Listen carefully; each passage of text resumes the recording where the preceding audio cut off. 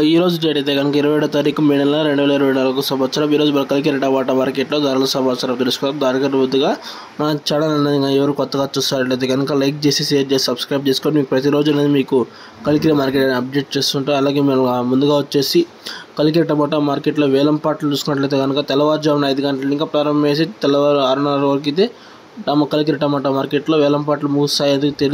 కొందరు తెలిసి ఉంటుంది, కొందరు తెలిసి ఉండకపోవచ్చు. ఇది అప్డేట్ చేస్తారు, చిన్న అప్డేట్ అంతే.